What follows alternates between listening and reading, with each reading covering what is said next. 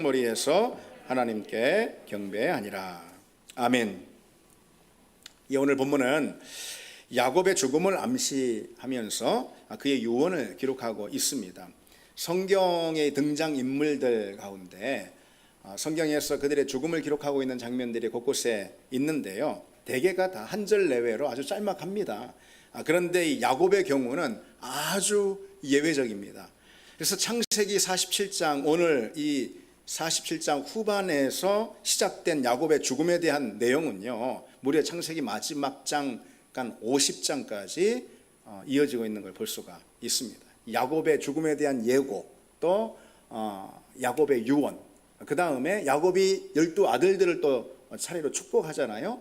그 야곱의 축복, 그리고 또 야곱의 장례까지 무려 넉 장에 걸쳐서 야곱의 죽음이 기록되는 것을 볼 수 있습니다. 마치 야곱이 역사의 무대에서 퇴장하는 것을 성경이 못내 아쉬워하는 것 같은 그런 느낌이 들 정도입니다. 어쨌든 이 야곱의 죽음을 암시하는 오늘 본문에서 아주 중요한 포인트는 무엇인가? 여러분, 무엇일까요? 저는 오늘 이 대목을 묵상하면서 이 대목을 따로 띄어서 오늘 말씀으로 여러분들과 함께 나누고 싶었던 이유가 바로 야곱이 이렇게 유언하는 이 대목 때문에 그렇습니다. 뭐라고 유언을 하죠? 나를 애굽에서 메어다가 조상의 묘지에 장사하라, 이렇게 유언하잖아요. 야곱은 자신을 가나안에 있는 조상들의 묘지에 장사하라, 그렇게 이 요셉에게 말하는데, 지시하는데, 맹세를 나한테 하라고, 그렇게 할 것을 나한테 맹세하라, 이 정도로 아주 분명하게 말하죠. 가나안으로 돌아가겠다, 내가 죽어서라도 가나안으로 돌아가겠다라는 이 야곱의 의지가 아주 확고하다는 걸 보여줍니다. 그래서 창세기 50장에 보면은 이제 결국 야곱이 이제 죽게 되고 그의 아들 요셉이 야곱의 유언을 그대로 실행하는 것을 볼 수가 있습니다. 야곱의 이와 같은 유언은요, 그의 인생을 반영해 주기 때문에 중요합니다. 나를 다시 가나안으로 돌아가게 하렴, 이 야곱의 유언인데, 이게 왜 이렇게 중요하냐면은 이 유언이 사실은 그의 인생을 반영해 주기 때문에 그렇습니다. 야곱의 인생은 한마디로 뭐냐면은요, 돌아가는 인생입니다. 야곱의 인생은 돌아오는 인생이에요. 그래서 그 신앙 역시 돌아옴의 신앙입니다. 우리가 이제 그 점을 생각해 볼 때 창세기에 기록된 다른 족장들은 어떨까? 아브라함과 이삭과 그리고 또 야곱이죠. 이들의 신앙을 대표하는 신앙의 양식은 무엇일까? 그 점에 대한 궁금한 생각이 들게 됩니다. 그래서 이 시간에는 창세기의 대표적인 세 족장인 아브라함과 이삭과 야곱, 이들을 각각 대표하는 신앙의 양식, 그러니까 신앙의 패턴이 무엇인지 좀 시간 나눠보고자 합니다. 아브라함과 이삭과 야곱을 통해서 배우게 되는 우리 신앙의 세 가지 패턴이라 이런 말이죠, 한마디로 말해서. 그래서 결론을 먼저 말씀드리면은 아브라함은 늘 떠나는 인생이었어요. 창세기를 보면은 그렇죠. 그에 반해 이삭은 머무르는 인생이었단 말이죠.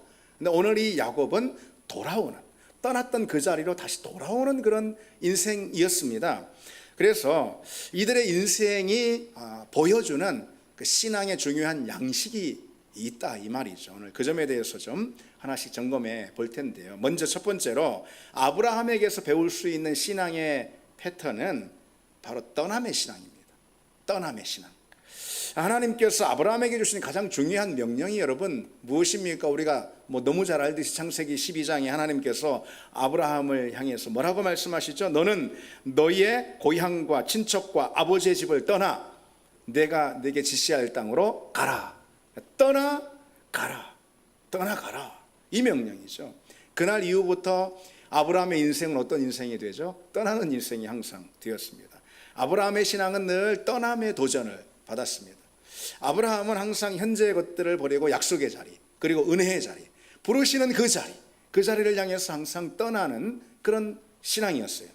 떠난다라는 것은 그저 장소적인 개념이 아니죠. 생존의 터전과 삶의 토대, 익숙해진 모든 것들을 결별하고 그걸 버리고 떠나는 걸 의미하는 거죠. 그래서 아브라함은요, 그동안 살아온 모든 생활 방식들, 그가 익숙한 삶의 방식들, 그리고 많은 사람들과의 관계, 그리고 그가 안전하다고 느끼는 삶의 울타리들, 이런 것들을 버리고 항상 떠나야 했습니다. 여러분, 그 점에 비춰서 우리 자신을 볼 때 우리는, 여러분 어떻습니까? 대개가 우리는 그게 뭐 사실 본성인데 우리는 안전한 거, 편안한 거, 안주하는 거, 뭐 그런 것을 우리는 본성으로 다 좋아합니다. 누구나 그래서 계획이 좀 어그러지는 거, 이런 걸 원하는 사람 아무도 없다 이 말이죠.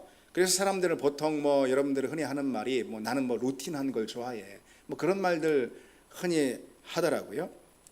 그래서 그것이 뭐 루틴한 그런 삶이 좀 흔들리는, 그러면은 굉장히 불안해합니다. 물론 뭐 그 자체가 이제 문제는 아닌데요.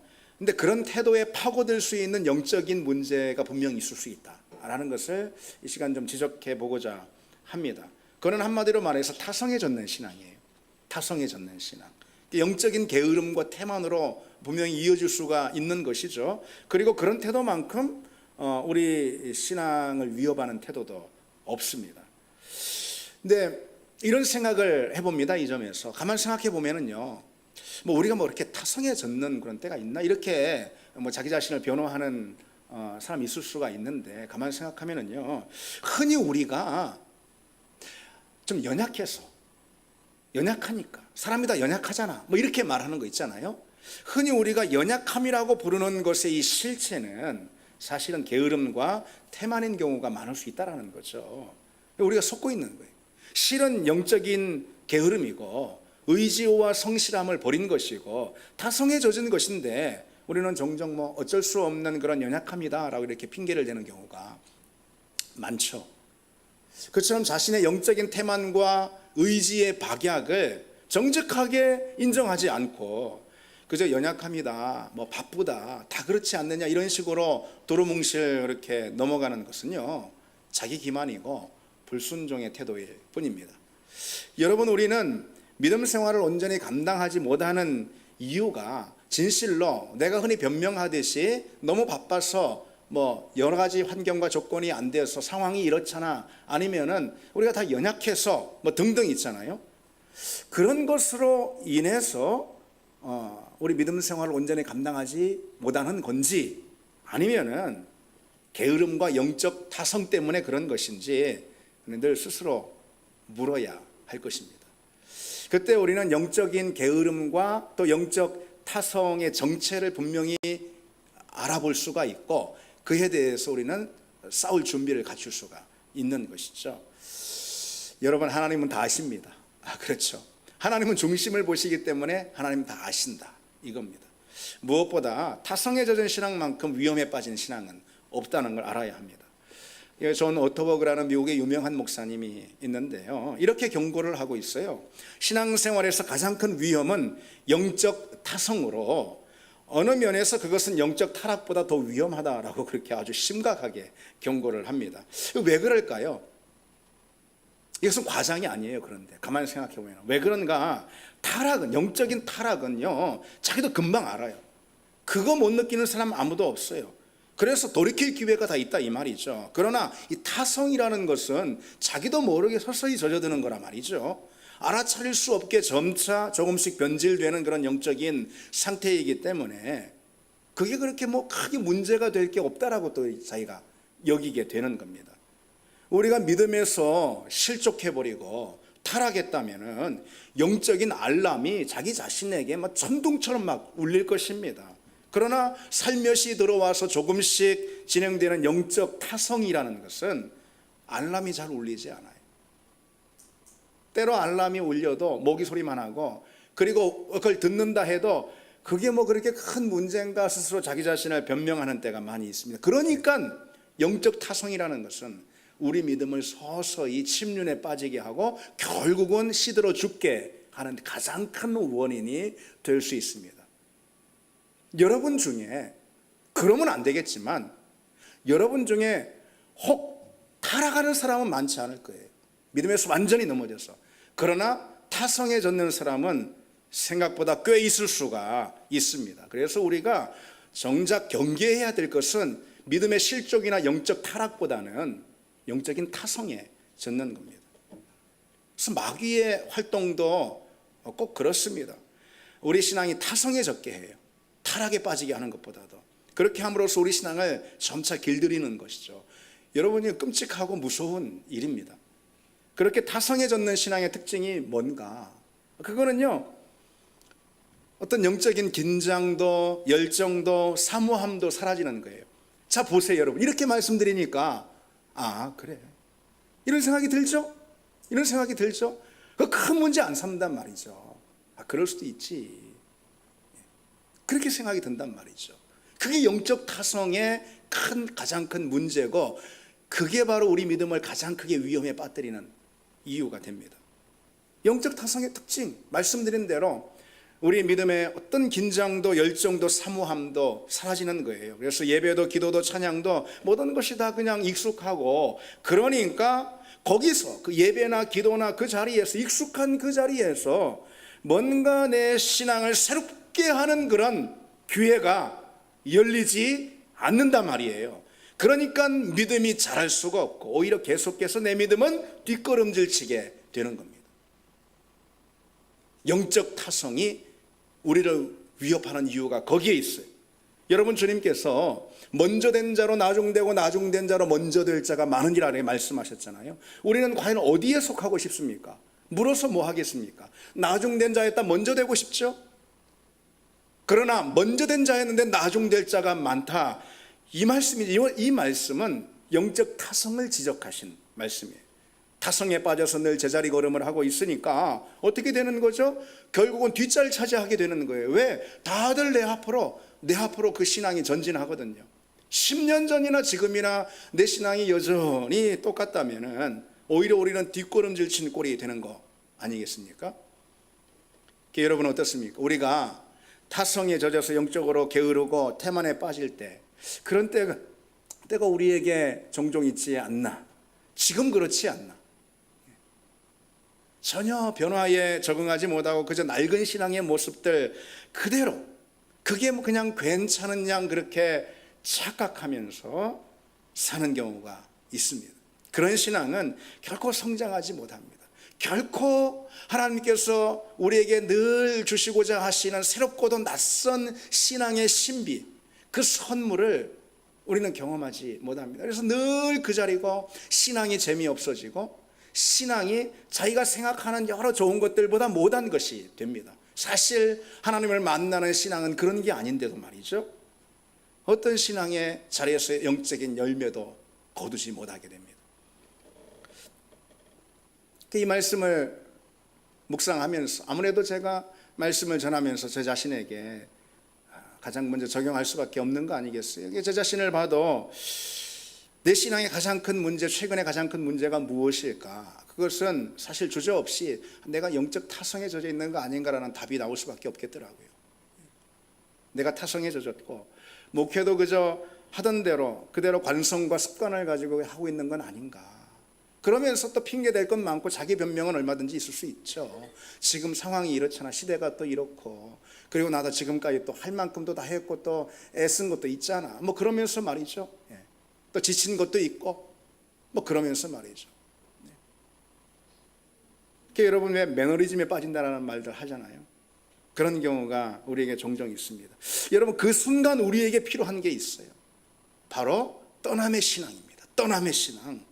떠남의 신앙은 영적 타성으로부터 우리를 떠나게 함으로, 경고해 주므로 우리 믿음을 지켜줍니다. 영적인 게으름과 태만으로부터 우리 믿음을 보호해 준단 말이죠.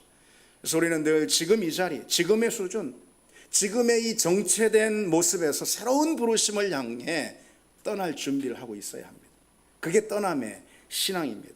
우리는 지금 신앙의 모습에 대해서 응당 불만을 가지고 있어야 합니다.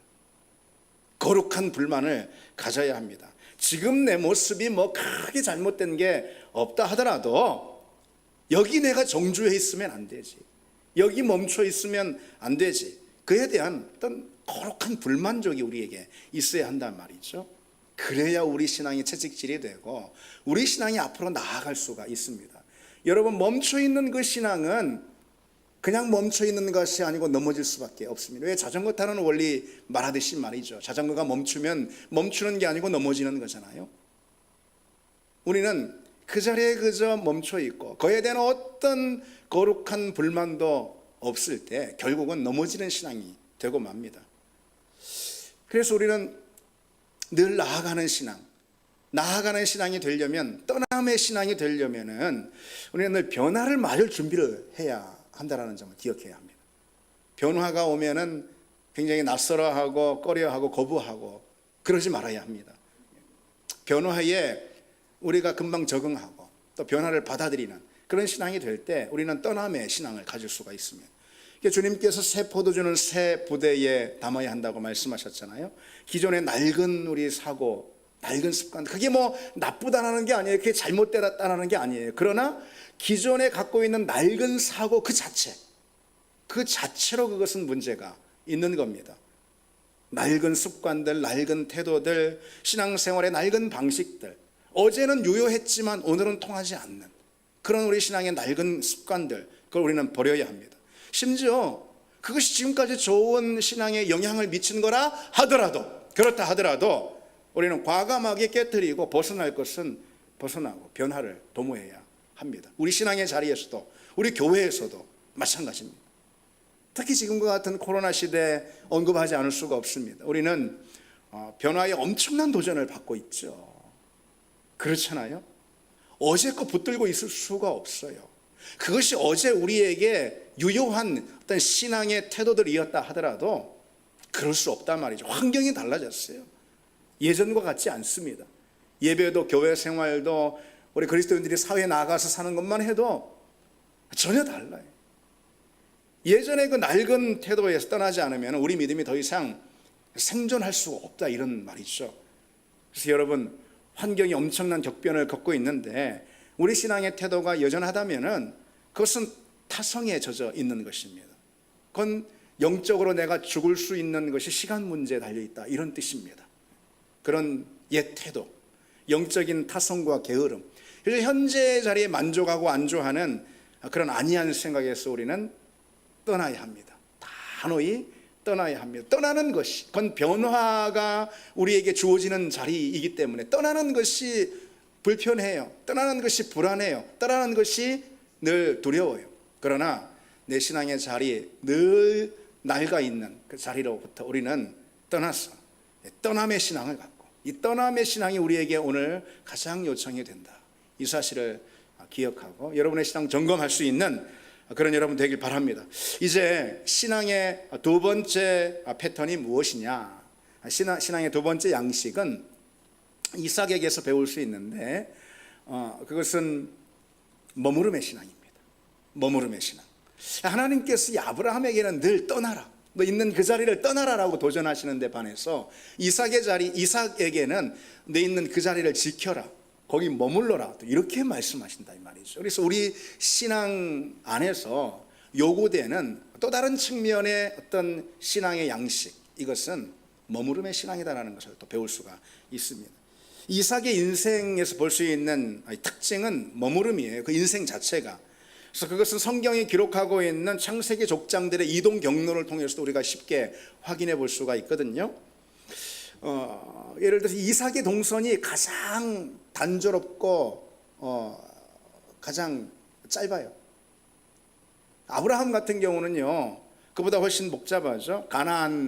아브라함은 하란에서 가나안으로, 그리고 가나안에서 애굽으로, 애굽에서 다시 가나안으로, 이런 이제 인생의 이동 경로를 보여주고 있고요. 야곱 같은 경우는 그보다 더 복잡합니다. 그래서 가나안에서 삼촌이 있는 하란, 그러니까 밧단 아람으로, 또 밧단 아람에서 다시 가나안으로, 가나안에서 애굽으로, 애굽에서 죽은 다음에 다시 가나안으로, 이런 식으로 말이죠. 그에 반해서 이 이삭은 가나안을 떠난 적이 한 번도 없습니다. 그것도 가나안 중에서 부엘세바라는 이 한 장소에 또 오랫동안 머무는 걸 볼 수 있어요. 성경이 이삭을 통해서 보여주는 신앙은 머무름의 신앙이다라는 거죠. 머무름의 신앙은 뭐 어떤 신앙일까? 그건 한마디로 말해서 변함없음과 꾸준함의 신앙을 말하는 거죠. 여러분, 우리는 지금 여기가 힘들다고 자꾸 떠나려고 하면 안 됩니다. 머물 줄 알아야 합니다. 어려운 게 있어도 자리를 지키고 기다릴 줄 알아야 합니다. 끈기 있게 인내를 가지고 그 자리에 머물 줄 알아야 하는 거죠. 이것이 우리 신앙생활의 또 가장 또 중요한 측면 중 하나입니다. 진짜 좋은 믿음은 어떤 것일까? 저는 비록 오래 목회하고 또 오래 인생 산 건 아니지만은 그간 목회하면서 많은 사람을 대하고 그리고 또 저 자신을 또 돌아볼 때도 정말 좋은 신앙은 뭘까라는 질문에 답을 한다면은 그것은 끈기 있는 신앙, 지속하는 신앙, 초지일관의 신앙, 시종여일의 신앙, 변함없는 성실한 신앙, 이거다라는 답을 저는 주저없이 할 수 있을 것 같습니다. 그냥 반짝 열심을 내고 그냥 목숨까지 막 그냥 내놓을 것처럼 막 그냥 뛰고 하다가 다음 해 보면은 다음 날 보면 어디 가고 없어졌단 말이죠. 그런 신앙 좋은 신앙이 아닙니다. 진짜 훌륭한 믿음은 초지일관 시종여일, 언제나 변함없는 상록수 신앙, 이것이 진짜 좋은 신앙입니다. 그런 신앙을 하나님도 기뻐하십니다. 왜냐하면요, 하나님의 성품 자체가 성실하심, 변함없음이거든요.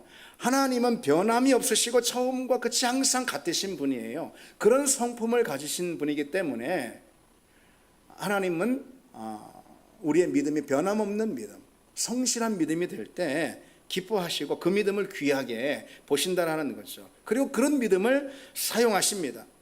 반짝 열심인 사람보다도 한결같은 믿음을 하나님은 기뻐하시고 사용하십니다.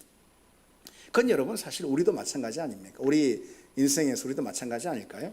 우리도 반짝 날 아껴주고 사랑해주고 그리고 나와 함께했던 그런 사람들보다도 언제나 내 곁에 있고 어려울 때나 힘들 때나 좋을 때나 기쁠 때나 언제나 내 곁에 함께 있는 그 사람이 여러분 귀한 거 아니겠습니까? 아무리 그 사귐 그 교제가 깊었다 하더라도 반짝했던 그런 사람보다는 한결같은 관계, 그보단 못해도 한결같은 변함없는 그런 관계가 사실 돌아보면은 참 귀하고 가치 있습니다. 지금 내 곁에 어떤 한 친구가 있는데 이 친구 가만 보니까 10년 전에도 내 곁에 내가 그때 어려울 때 내가 그때 기쁠 때 나와 함께 했단 말이죠. 추운 겨울이나 더운 여름이나 모든 것을 같이 지나면서 같이 동행하고 나와 함께 했단 말이죠. 그게 정말 귀한 친구죠. 그런 친구가 하나님 앞에 갖는 신앙도 그런 측면이 있습니다. 근데 우리는 그러지 못할 때가 참 많죠. 사실 우리는 그게 반대로 얼마나 변덕스러운가, 우리가 참 얼마나 변덕스러운가 우리 금방 느낄 수 있습니다. 우리 신앙이 우리 형편과 처지에 따라 그냥 조석변이로 좌우지되는 경우도 참 많고요. 심지어 우리 신앙이 우리 흔들리는 마음을 따라서 요동하는 그런 경우도 참 적지 않습니다. 그게 바른 신앙일까? 이런 질문을 해볼 필요가 있단 말이죠. 바른 신앙일까? 상황이나 조건에 따라서 우리 신앙이 자꾸 흔들리고 변한다면은 그만큼 하나님을 업신여기는 태도도 없습니다. 말씀드린 대로 하나님은 신실하신, 변함없으신 분이기 때문이죠. 하나님은 변함없으신 성품을 가지셨기에 우리에게도 변함없는 신앙의 반응을 요구하시는 분입니다. 변함없는 성실한 하나님께서 우리를 바로 이 자리에, 우리를 어느 자리에 두셨거든요. 그것은 하나님의 성실한 섭리와 계획이 있기 때문입니다. 하나님이 조석변이로 변하는 분이 아니잖아요.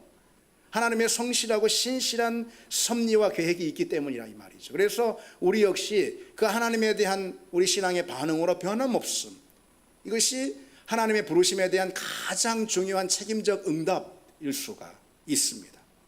그래서 내가 얼마나 막 열심히 하냐, 내가 얼마나 막 뭘 성취하고 이루냐, 내가 우리 교회에서 또 우리 어디에서 얼마나 중요한 존재인가, 역할을 얼마나 많이 맡은 이런 것보다도요, 내가 그 자리에 여전히 있는가, 이 질문이 더 중요할 수가 있습니다. 우리가 어렵고 힘든 환경이 우리에게 자꾸 이유가 돼서는 안 됩니다. 그러면은 습관처럼 모든 게 다 이유가 될 수가 있어요. 이유가 안 되는 게 없다 이 말이죠. 이삭을 한번 보십시오. 예전에 좀 오래됐지만 우리가 살펴본 바가 있잖아요. 하나님께서 이삭에게 너 있는 그 자리에 머물라라고 그렇게 말씀하셨잖아요. 그래서 이삭이 그 자리에 머물려고, 그때 당시에 머물려면은 어떻게 해야 됩니까? 우물을 파야 되잖아요. 그래야 그 많은 떼를 먹일 수가 있고 생존할 수가 있는 거죠. 그래서 우물을 팠더니 어떻게 해요? 그 원주민인 블레셋 족속이 와서 우물을 메워버리고 우물을 뺏어버리고, 그 우물 때문에 자꾸 갈등과 다툼이 일어난단 말이죠. 애써 판 우물을 한순간에 메워버리거나 강탈해버렸을 때, 그때 힘없는 이방인인 이삭 입장에서는 어떻게 합니까? 이건 떠날 수밖에 없는 거예요. 하나님의 말씀대로 순종하기가 어려운 상황이라 이 말이죠. 그러나 이삭은 대적이 와서 우물을 메워버리면 어떻게 합니까? 또 팝니다. 우물 파는 게 쉬운 일입니까? 또 팝니다. 우물 뺏어버리면 또다시 우물을 또 팝니다. 힘들다고 떠나는 법이 없어요. 힘든 게 이유가 되지 않았습니다. 우리는 힘들다고 자꾸 흔들리는 경우가 있어요. 심지어는 실증이 난다고 들썩이는 경우까지도 있습니다. 진득하니 머물 줄 모릅니다. 영적인 지구력이 좀 부족하다 이 말이에요. 오늘 우리가 가장 힘들어하는 일은 아마도 뭐든 지속하는 일 아닌가라는 생각이 듭니다. 하던 것을 하던 대로 그대로 하는 것. 여러분, 이게 중요합니다. 이게 중요합니다. 다른 게 중요한 게 아니에요. 하던 것을 하던 대로 계속 하는 것. 이게 중요합니다. 하나님께서는 그런 사람을 사용하시는 줄 믿습니다. 그런 이제 머무름의 신앙에 있어서 중요한 태도는 바로 기다림입니다. 우리는 기다릴 줄 알아야 하는 거죠. 다시 이 코로나 시대에 대해서 언급을 한다면은 지금 많이 힘들고 지치죠. 우리 믿음을 지탱하기가 참 쉽지가 않습니다. 그러나 여러분, 그럼에도 기다려야 합니다. 네. 하던 것을 하던 대로 계속하면서 기다려야 합니다. 지금 당장에 어떤 큰 하나님의 역사가 우리 가운데 일어나지 않는다 하더라도, 물론 그럴 수도 있어요. 그러나 혹 그러지 않고 어려운 시간만 계속 여전히 진행된다 하더라도 우리는 하던 것을 하던 대로 계속해야 합니다. 기다릴 줄 알아야 한다라는 것이죠. 자기 자리를 지키고 있어야 합니다. 하나님이 일하실 때가 반드시 올 줄 믿습니다. 하나님 일하실 때가 온다 이 말이죠. 그때까지는 머무르는 것이 우리의 일입니다. 하나님은 일하실 것입니다. 하나님의 일을 반드시 하실 것입니다. 오늘날 참 애통스럽고 참으로 우리 마음이 힘든, 사회적으로도 그렇고 교회 안에 신앙생활하는 것도 그렇고 여러 가지 참 어렵단 말이죠. 그래도 우리가 할 일은 기다리는 것입니다. 하나님이 하실 일이 있을 것입니다. 그 일을 마주할 수 있는 유일한 길은 기다리는 일입니다. 머무르는 사람, 인내로 머무르는 사람, 그 사람만이 하나님의 새 일을 만나게 될 줄 믿습니다. 마귀가 가장 역점을 두는 일 가운데 하나는 우리를 기다리지 못하게 충동하는 것이다라고 말할 수가 있어요. 우리가 어떤 상황이나 환경에 힘들고 지탱하기가, 버티고 견디기가 어려울 때, 그때 마귀가 당장 닭달같이 충동한단 말이죠. 충동을 합니다. 그만두라고, 버텨봤자 소용없다고, 기다려봤자 아무것도 없다고, 달라질 거 없다고. 그러나 같은 순간 하나님께서 우리에게 말씀하시는 하나님의 음성을 듣기를 원합니다. 기다려라. 아직 그 자리에 머물러 기다려라. 그것이 하나님의 목소리입니다. 성경은 우리가 선을 행하되 낙심하지 말지니 포기하지 아니하면 때가 이름에 거두리라 라고 말씀하셨어요. 그래서 우리는 기다리는 것, 인내하는 것이 필요합니다. 인내가 필요하다면 인내할 수 있는 힘이 있어야 되겠죠. 반드시 하나님이 주실 줄 믿습니다. 우리 아버지 되신 하나님께서 우리가 잘 견디고 기다릴 수 있도록 힘을 주십니다. 내 힘으로 할 수 있지 않아요. 그 힘을 하나님이 주실 줄 믿습니다. 어쨌거나 우리는 기다림, 다시 말해서 머무름의 신앙을 도전받기를 원합니다. 마지막으로 신앙의 세 번째 패턴은 오늘 본문에 나오는 야곱을 통해서 배울 수 있는데요, 바로 돌아옴의 신앙입니다. 돌아옴의 신앙.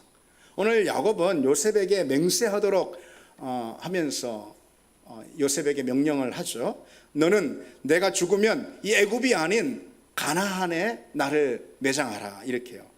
이건 무슨 말이냐면은 너는 나를 가나안으로 돌아가게 해라. 내가 있을 곳은 가나안이야. 이런 뜻이죠. 야곱은 그래서 늘 자기가 떠나왔던 그곳을 돌아가는 그런 인생이었어요. 회복하는 그런 인생이었어요. 죽어서까지 말이죠. 그것은 야곱을 향한 하나님의 이 약속의 말씀을 통해서도 우리가 확인할 수가 있는데요. 바로 어디에 나오냐? 야곱이 에서를 피해서 하란으로 갈 때 베델에 잠시 머물렀잖아요. 거기서 꿈을 꾸고 하나님의 약속의 말씀을 듣는데 그 약속의 말씀 중 핵심이 뭐냐? 그게 뭘까요? 내가 너를 이끌어 이 땅으로 돌아오게 하리라. 내가 너를 이끌어 이 땅에 돌아오게 하리라. 야곱의 신앙은 돌아오는 신앙입니다. 떠나온 약속의 자리, 떠나온 은혜의 자리, 떠나온 부르심의 그 자리, 그 자리로 돌아오음의 신앙이에요. 야곱이 젊은 시절에 가나안을 떠나서 하란에 살던 그때를 한번 여러분 떠올려 보십시오. 야곱은 라헬에게 정신이 팔려가지고 시간 가는 줄 모르고, 그리고 나중에 또 돈 버느라 또 시간 가는 줄 모르며 그렇게 살았지 않아요? 베델의 약속을 다 어느 순간 잊어버렸죠. 믿음을 잃어버렸습니다. 20년 동안 그 삼촌 밑에서 많은 것을 얻었지만 돌아보니까 잃어버린 것이 그보다 중하고 컸습니다. 왜? 하나님을 잃어버렸거든.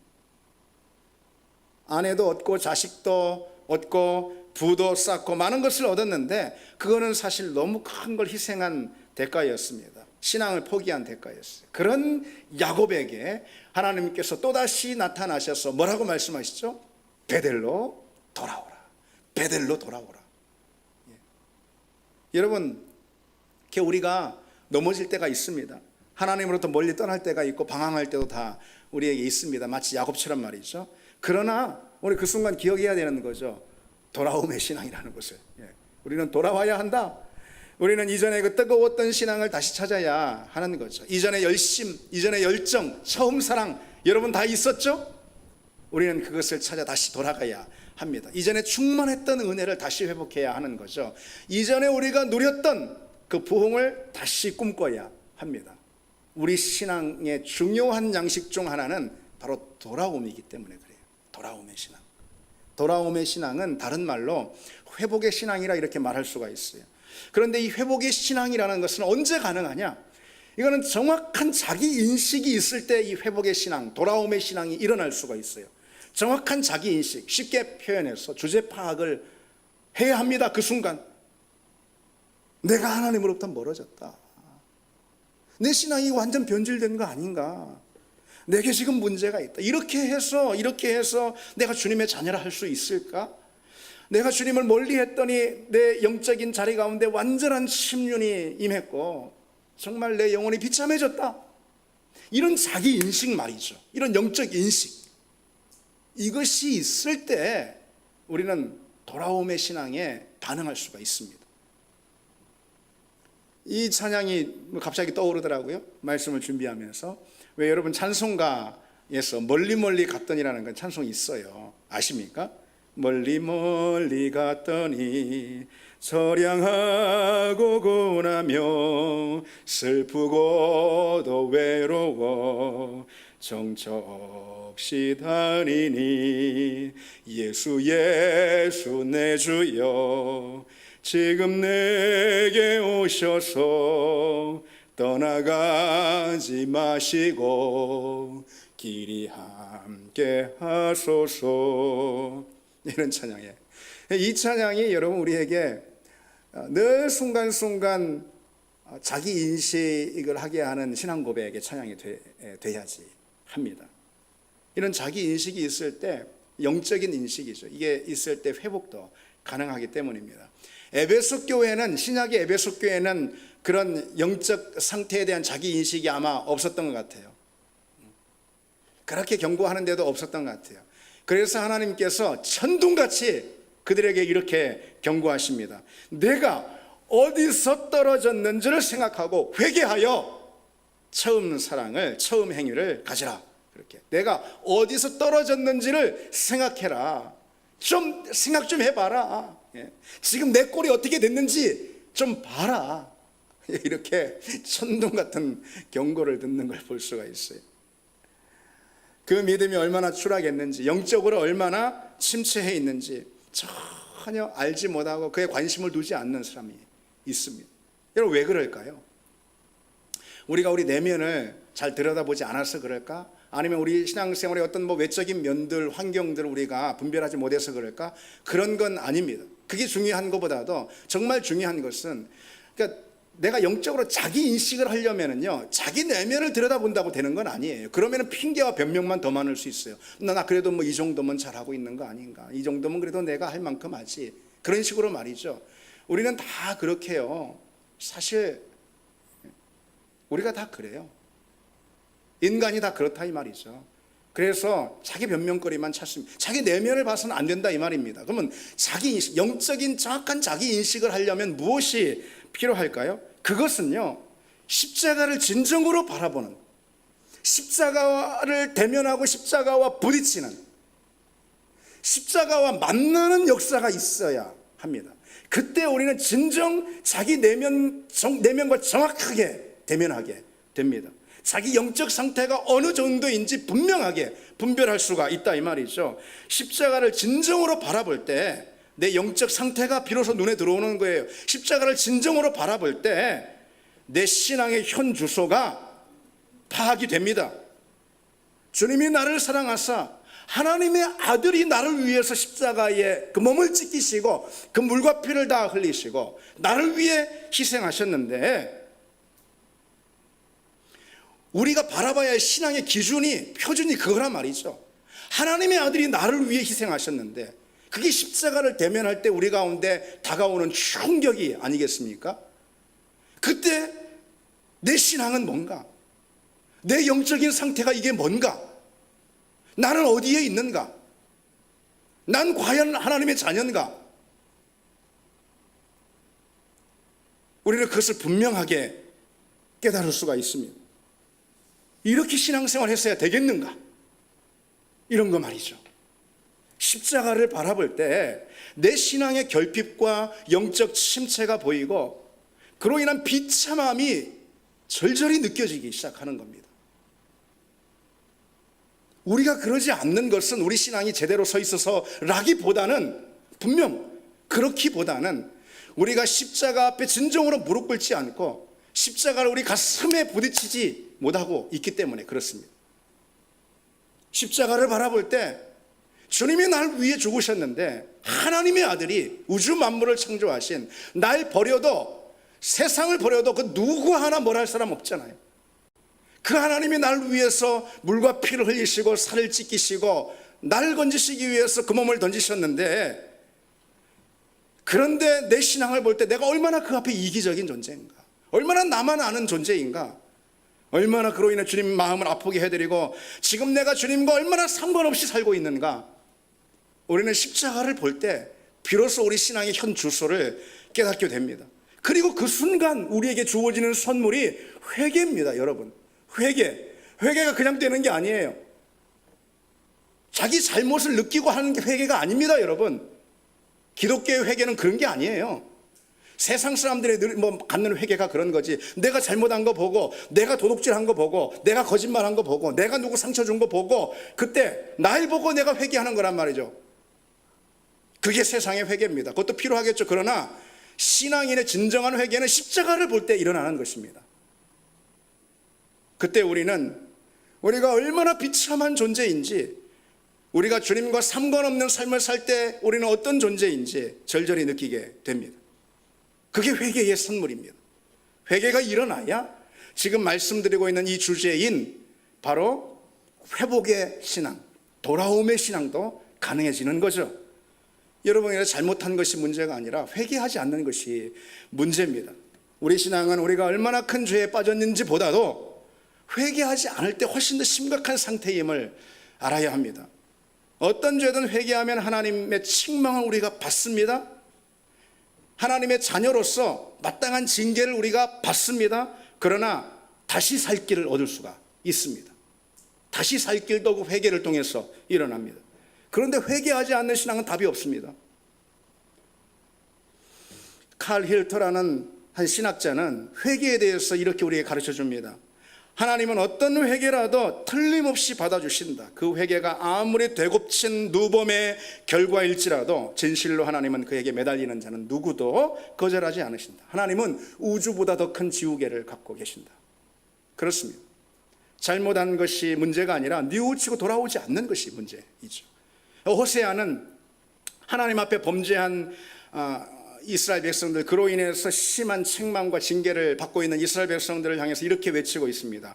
호세아 6장에 여호와께서 우리를 찢으셨으나 더러 낫게 하실 것이요.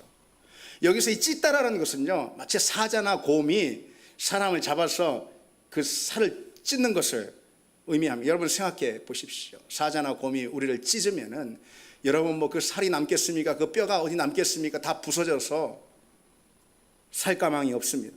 하나님이 당신을 떠나서 범죄한 이스라엘 백성을 떠난 우리를 향해서 경고하시면서 우리가 범죄하면 그렇게 될 거라 이거죠. 범죄한 우리는 하나님이 그렇게 마땅히 치실 것인데 우리는 그토록 무섭게 치신다 이런 거죠.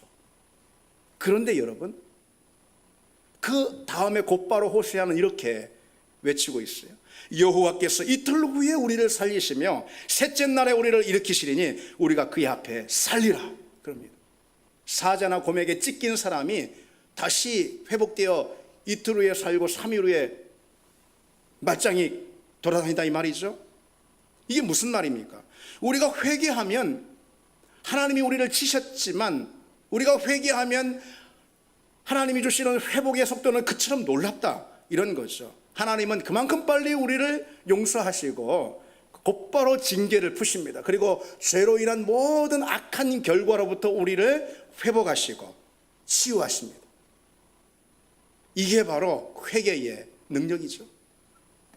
여러분, 오늘 우리가 죄로 비틀거리고 넘어졌다 해도, 우리가 오늘 하나님을 떠나서 하나님 멀리하고 있다 하더라도 진심으로 자복하고 십자가 앞에 자복하고 회개하고 나오면은 다음 날 하나님이 우리를 살리시고 그 다음 날 우리의 믿음을 말짱히 든든하게 다시 세우신다. 우리 하나님은 그런 하나님이십니다. 그래서 하나님은 회개하는 자를 기뻐하시고 회개보다 더 큰 능력이 우리에게 없다라는 것을 보여주십니다. 회개의 능력이 있어요. 살아나는 능력, 회복하는 능력이 회개 가운데 있어요. 그래서 회개는 몇 달, 몇 년이 걸쳐서 일어날 하나님의 역사를 단순간에 진심으로 자복하고 통회하며 돌이키는 회개를 할 때 그 순간 단숨에 몇 달, 몇 년이 걸쳐 일어날 하나님의 역사를 만날 수도 있습니다.